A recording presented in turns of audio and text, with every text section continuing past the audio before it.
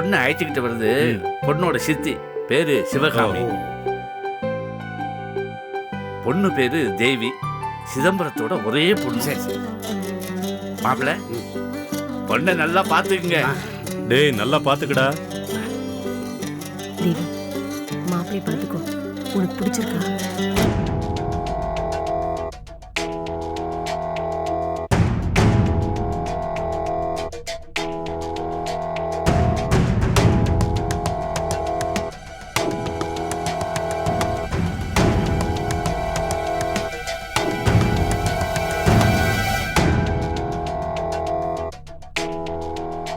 தேவி, மாப்பிள்ளைய பிடிச்சிருக்கா இல்லையான்னு வெட்டு துண்டு ரெண்டா சொல்லு. அதுதான் மாப்பிள்ளையோட ஸ்டைல். மாப்பிள்ளைக்கு அதுதான் பிடிக்கும்.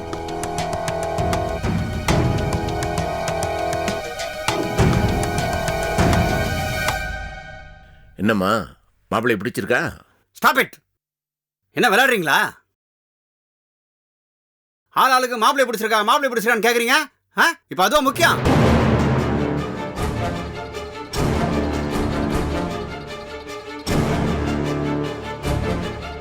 மாப்பிள்ளைக்கு பொண்ணு பிடிக்குதா? அதான் முக்கியம்.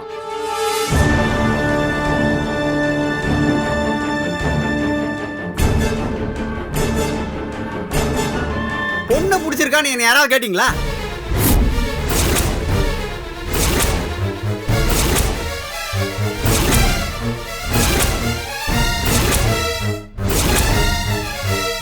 எல்லாரும் கேட்டுங்க. இப்ப நான் சொல்றேன், எனக்கு இந்த பொண்ணை பிடிக்கல. கொஞ்சம் கூட பிடிக்கல, துளி கூட பிடிக்கல.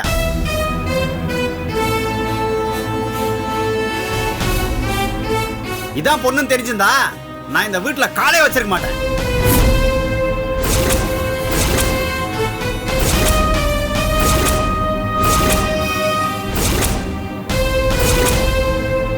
இந்த மூஞ்சிய நான் ஏற்கனவே எத்தனை தடவை பார்த்திருக்கேன். சரியான ராக்கோலி.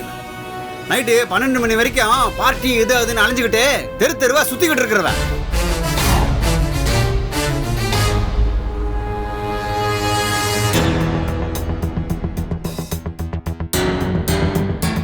பொண்ணுனா பூமாதேவி ஆட்டம் பொறுமையா இருக்கணும். ஆனா இவ பயங்கர கோபக்காரி. அன்னைக்கு ஒரு நாள் நைட்டு 12 மணிக்கு கார்ல வரும்போது போலீஸ் நிப்பாட்டி ஏதோ கேட்டிருக்காங்க. அதுக்கு நீ யாரா என்ன கேள்வி கேட்கறதுக்கு, உன்னை தூக்கிடுவேன் அப்படின்னு சொல்லி போலீஸே மிரட்டுனுவ.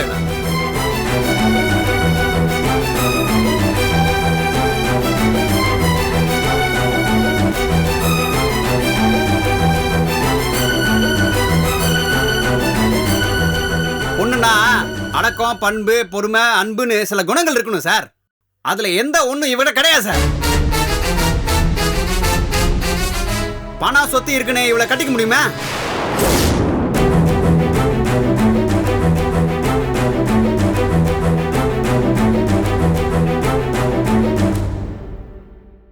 இவளுக்கு பதிலா ஒரு ஏழை கூலி வேலைக்கு போற பொண்ணு, ஏன் பிளாட்ஃபாரத்தில் இருக்கிற அண்ணாடங்காட்சி, அவளை கட்டிட்டு கூட நான் சந்தோஷமா குடும்பம் நடத்தலாம் சார். அப்படி என்ன இவ உலக மகா அழகியா? கண்ணு, காது, மூக்கு எல்லாம் இருக்குன்னு தான் பேரு. ஆனா இதெல்லாம் இருக்க வேண்டிய இடத்துல இருக்கா?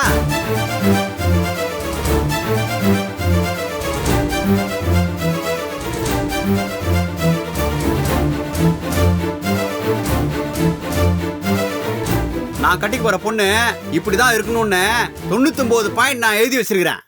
அதுல ஒரு பாயிண்ட் கூட இவள்கிட்ட இல்ல. இந்த மாதிரி ஒரு பொண்ணை பத்தி வச்சுட்டு எங்களை வேற பொண்ணு பார்க்க வர சொல்லிருக்கீங்க. நாங்களா இருக்கவே சும்மா இருக்கிறோம். வேற யாரும் இருந்தாங்க வச்சுக்கோங்க, உங்க மேல கேஸ் போட்டுருப்பாங்க. என்ன ஓவரா பேசிட்டே போற? மூஞ்சி போகல.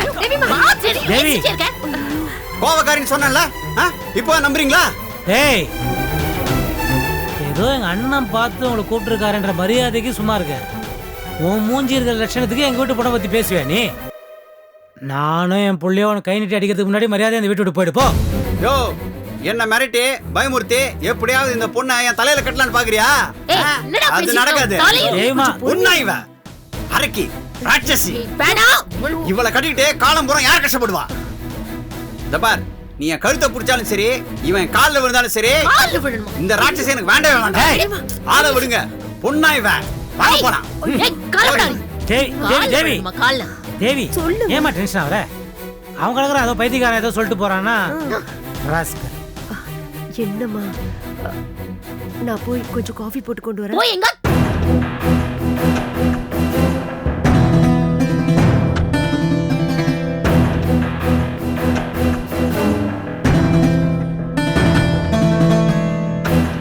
மாமா, யார் அந்த ஆளு?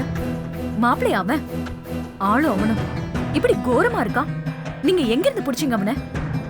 அவன் இருக்கிற லட்சணத்துக்கு அவனுக்கே நம்ம தேவியை பிடிக்கல. அதுக்காக நீங்க ஒண்ணும் மனசை விட்டுட வேண்டாம். சரிம்மா. தேவியை பிடிக்குதுன்னு சொல்றதுக்கும் எவ்வளவு ஒருத்தர் இருப்பான். நீங்க தைரியமா இருங்க. தேவி, நீயும் தைரியமா இரு.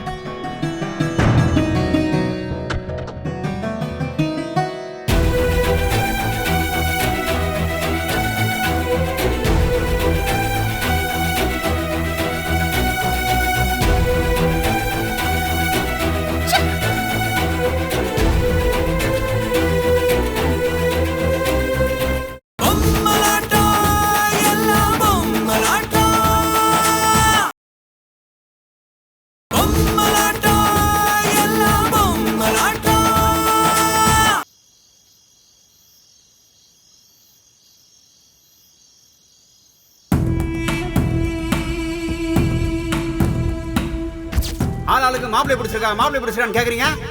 இப்ப அதுவும் முக்கியம். பொண்ணை பிடிச்சிருக்கான்னு என்ன யாராவது கேட்டீங்களா? இப்ப நான் சொல்றேன், எனக்கு இந்த பொண்ணை பிடிக்கல. இதான் பொண்ணுன்னு தெரிஞ்சிருந்தா நான் இந்த வீட்டுல காலே வச்சிருக்க மாட்டேன். பொண்ணுன்னா அடக்கம், பண்பு, பொறுமை, அன்புன்னு சில குணங்கள் இருக்கணும் சார். அதுல எந்த ஒண்ணும் இவட கிடையாது சார். இவளுக்கு பதிலா ஒரு ஏழை கூலி வேலைக்கு போற பொண்ணு, ஏன் பிளாட்ஃபாரத்தில் இருக்கிற அண்ணாடங்காட்சி, அவளை கட்டிட்டு கூட நான் சந்தோஷமா குடும்பம் நடத்தலாம் சார். நாளை கடைசி நிமிஷம் வரைக்கும் நீயும் சரி சரி சரின்னு தலையாட்டிடு. முக்கியமான நேரத்தில் அந்த பையனை உனக்கு பிடிக்கலன்னு சொல்லிடு.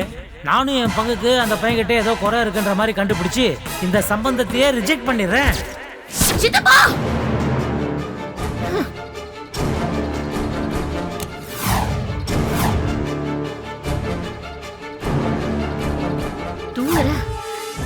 தூங்குறல நீ? நிம்மதியா தூங்குற? உன்ன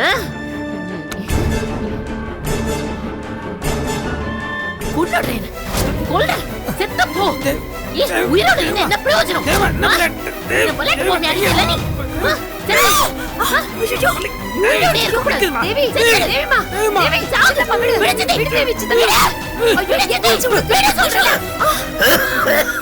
உன்னை கொலை பண்ணாதா?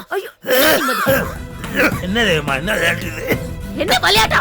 நீ பண்ண காரியத்துக்கு கொன்னாதான் சரி வரும். இப்ப நான் என்ன பண்ண? அப்படி என்ன பண்ணியா? பாத்தியா என் கோலத்தை? பாத்தியா? நீ சொன்னனால இந்த புடவைய கட்டிட்டு அந்த பேக்கு முன்னாடி போய் நின்ன. என்ன நடந்துச்சு? நான் அவமானப்பட்டு நின்ன, அவ்வளவுதான். எல்லாம் சேர்ந்துட்டு என்ன பார்த்தா என்ன வேடிக்கையா இருக்கா உங்களுக்கு? ஒரு அளவு வேணாம். அவன் பாட்டுக்கு இஷ்டத்தை பேசிட்டே போறான். எதுக்கு இப்ப இவ்வளவு டென்ஷன் ஆகுற? நான் போன நினைச்சோம் அது வேற மாதிரி நடந்து போச்சு. உன்னை அவமானப்படுத்திருக்கான் அவன். அவனை நான் சும்மா விட்டுருவானா? எங்கேயாவது கண்ணில் படாம போயிடுவான். கண்ணில் பட்டான் செத்தாவன். செத்தானா? செத்தா? நீ சொல்றதுக்கு லைக், எதுவும் பண்றதுக்கு லைக் கிடையாது. தேவமா இங்க பாரு, பொண்ணு பார்க்க வர இடத்துல மாப்பிளைக்கு பொண்ணை பிடிக்காம போறது, பொண்ணுக்கு மாப்பிளைய பிடிக்காம போறது, இதெல்லாம் சகஜமா நடக்குது. நான் ஒருத்தரை பிடிக்கலன்னு சொல்லலாம், ஆனா என்ன பார்த்து எவனும் பிடிக்கலன்னு சொல்லக்கூடாது. புரிஞ்சுதா? ஒண்ணு பார்க்க என் செல்ல குட்டிக்கு மாப்பிளைய வர போறவன் நிச்சயமா எங்கேயோ பிறந்திருப்பான். அதுக்குள்ள எதுக்குங்க இப்படி அவசரப்படுறீங்க? இங்க பாருங்க, இனிமே என் செல்ல குட்டிக்கு பிடிக்காத எதையுமே செய்யாதீங்க. கல்யாணங்கிறது அதுவா அமையறப்போ அமையணும். நீங்களும் பெரிய மாமாவோ அவளுக்கு பிடிக்காத விஷயத்துல மூக்க நுழைச்சிங்க, அப்புறம் எனக்கு கடுமையான கோவம் வந்துடும். சொல்லிட்டேன். இத பாருமா, உனக்கு என்னடா ராஜாத்தி, நீ கோவப்பட்டாலும் கோவப்படாட்டாலும் அழகாதான் இருக்க. இருந்தாலும் நீ என் கண்ணுக்கு மட்டும் அழகா தெரிஞ்சா போதுமாடா, மத்தவங்க கண்ணுக்கும் அழகா தெரியணும். அதுக்கு தாண்டா சொல்ல இப்படி கோவப்படாதன்னு சொல்ற. அப்பதான் நீ எப்பவுமே அழகா இருக்க. போது நீ பேசுனது. ஏய் நிறுத்திடுவ லட்சர. இத பாரு, எப்போ இந்த சித்தி உனக்கு தான் சப்போர்ட் பண்ணுவேன். இப்ப நீ போய் படுத்து ரெஸ்ட் எடு. மத்ததெல்லாம் நாளைக்கு காலையில நான் மாமா கிட்ட பேசுறேன். போடி, அவளை அழைச்சிட்டு போய் ரூம்ல விட்டு வா, இல்ல துணைக்கு நீ அங்க படுத்துக்கோ. எல்லாரும் நிம்மதியா படுங்க, நான் போறேன்.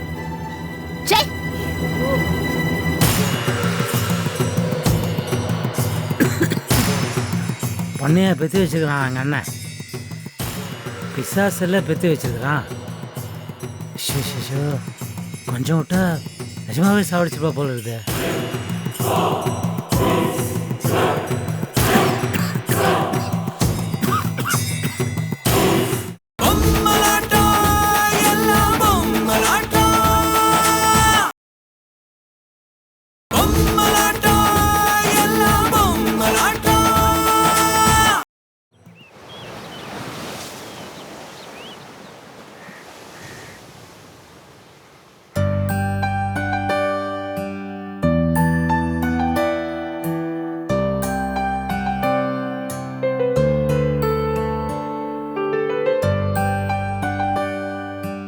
மாமா காஃபி. சிவாமி, நேத்து உன் ரூம்ல இருந்து நடுராத்திரி பெரிய சத்தமா கேட்டுச்ச, என்னது? அது ஒண்ணும் இல்ல மாமா, தூக்கத்துல நான் தான் ஏதோ கெட்ட கனவு கண்டு பயத்துல ஓன்னு கத்திட்டேன். முழிச்சு பாக்குறேன், அப்பதான் அது கனவுன்னு எனக்கே தெரியும். அப்படியா? உனக்கு கேட்டுச்சாமா தேவி? கேட்டுக்காது, நீ அசந்து தூங்கி இருப்பிய.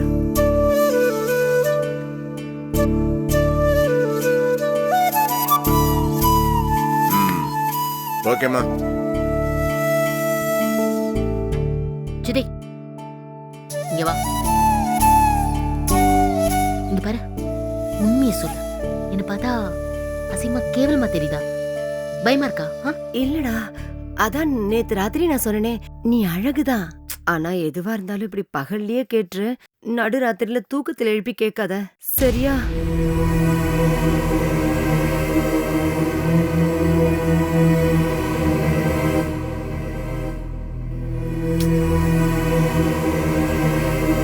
ராஜாவுக்கு ராஜானா அந்த எனக்கு மந்திரிங்க பூபதி இல்ல.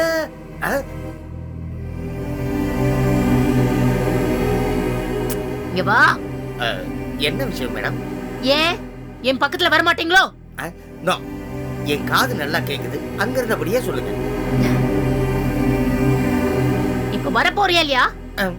இதோ வரேன். இன்னைக்கு எவன் முகத்துல மூச்சனும் தெரியலையே. அங்க இருந்தபடியே சொல்லுங்க, எனக்கு காது நல்லா கேக்குது. ஒண்ணும் ஐயம்மா. பூபதி, நான் தான். என்ன பார்த்தா எப்படி இருக்கு? ஐயோ, உங்களை பத்தி நான் எதுவுமே சொல்லியே மேடம். மேடம், எவனோ எனக்கு பிடிக்காதவன் உங்ககிட்ட என்ன தப்பா கம்ப்ளைண்ட் பண்ணிருக்கான். எனக்கு எதிரா நடக்கிற சதி இது, எதுவும் நம்பாதீங்க. பூபதி, நான் பார்க்க எப்படி இருக்கேன்னு சொல்லு. உங்களுக்கு என்னமா, நல்லா கொழு கொழுன்னு அழகா இருக்கீங்களா? இல்ல இல்ல இல்ல இல்ல, நான் கோவப்படும் போது பார்க்க எப்படி இருக்கேன்? கோரமா அசிங்கமா பார்க்க சைக்காத அளவுக்கு இருக்கேனா? அது வந்து சொல்லு, சொல்லுடா. சொல்றேன் மேடம். நீங்க கோவப்படும் போது என்ன பண்ணுவீங்க? கையில இருக்க செல்போன் எடுத்து என் மேல வீசுவீங்க. அப்போ நான் அந்த செல்போன் கிட்ட இருந்து எப்படி எஸ்கேப் ஆகணும்ன்ற குறியோட இருப்பேனே தவிர, நீங்க கோவப்படும் போது எப்படி இருப்பீங்கன்னு நான் ஒரு நாள் கூட பார்த்ததே இல்ல மேடம். மேடம், இந்த கொஸ்டினுக்கு என்ன ஃபெயில் பண்ணாலும் பரவாயில்ல, எனக்கு ஆன்சர் தெரியாது மேடம். போறேன் போறேன்.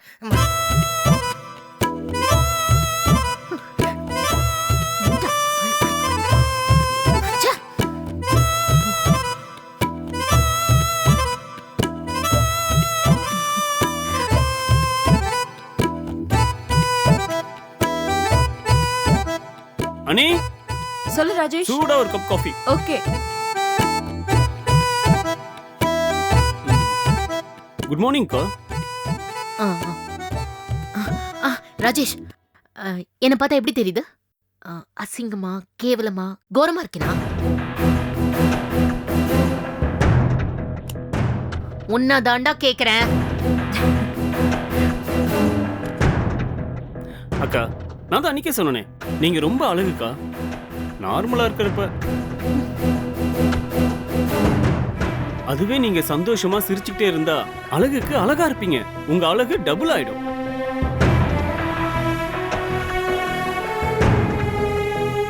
ஆனா கோவப்பட்டு பாருங்க, உங்க முகம் ஜிவ்வுன்னு ஒரு மாதிரி ஆயிடும். பொதுவா யார் கோவப்பட்டாலும் அவங்களுக்குள்ள ஒரு தப்பான கெமிஸ்ட்ரி உருவாகி பயாலஜிக்கல் சேஞ்சஸ் ஏற்பட்டு பிசிக்கலி அசிங்கமாயிடுவாங்க. அதுவும் நீங்க ரொம்பவே கோவப்படுறீங்களா, அதனால தான் உங்க ஃபேஸ் ரொம்ப அசிங்கமா தெரியுது. சோ எதுக்கு கோவப்படுறீங்க? விட்டுடுங்க. நீங்க கோவப்படலாம். எது மேல தெரியுமா? கோபத்து மேல கோவப்படலாம். அப்போ ஆட்டோமேட்டிக்கா உங்க கோவத்தை விட்டுடுவீங்க. ஐயோ. டேய், கோவத்தை எப்படிடா விடுறது? விட வேண்டாம், கோவத்தை கண்ட்ரோல் பண்ணுங்க. அததான் கேக்குறேன், எப்படி? பெரிய விஷயமே இல்லக்கா. எல்லாரையும் நேசிங்க, எல்லார் மேலயும் அன்பு வைங்க, எப்பவுமே சந்தோஷமா இருங்க. நான் கோவத்தை குறைக்க என்ன வழின்னு கேட்டேன். ஆஹா, இது கூட கோவமா தான் கேட்கணுமா? ஓகே, கோவத்தை குறைக்க என்ன வழி? என்ன வழி? Rajesh, coffee ready. நான் இங்க கொஞ்சம் வேலையா இருக்கேன், நீங்க வந்து வாங்கிக்கிறியா? அதுக்கு என்ன, நீ நானே வரேன்.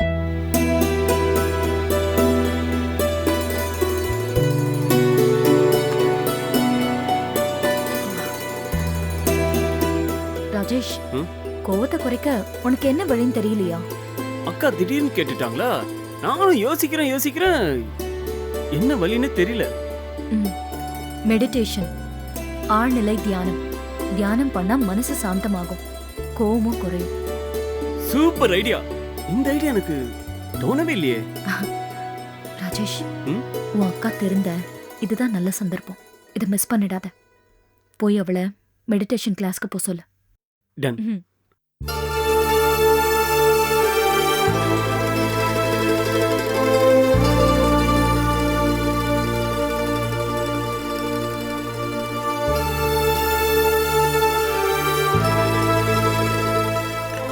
அக்கா, காஃபி குடிச்சதும் மூளை ஒர்க் அவுட் ஆக ஆரம்பிச்சிச்சு.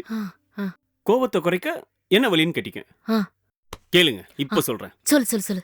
மெடிடேஷன் பண்ணணும், ஆழ்நிலை தியானம். ஆமாக்கா, ஒரு நல்ல மெடிடேஷன் சென்டரை பார்த்து மெடிடேஷன் கத்துக்கோங்க. டெய்லி மார்னிங் ஈவினிங் மெடிடேஷன் பண்ணுங்க. கொஞ்ச நாள்ல உங்களுக்குள்ளேயே ஒரு சேஞ்சஸ் தெரியும். ஆளே அடியோட மாறிடுவீங்க. டென்ஷன் ஆக மாட்டீங்க, கோவம் வராது, சாந்தமா பேசுவீங்க. ஏன், யார் எரிச்சல் பண்ணாலும் சிரிச்சுக்கிட்டே பதில் சொல்லுவீங்க.